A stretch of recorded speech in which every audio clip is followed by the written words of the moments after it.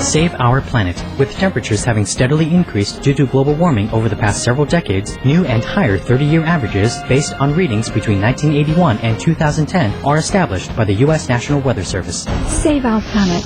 Scientists in India state that as of the end of July 2011, the capital Delhi is registering a 64% shortage of rain compared to other normal monsoon years, with concerns being raised as the region's aquifers threaten to run dry.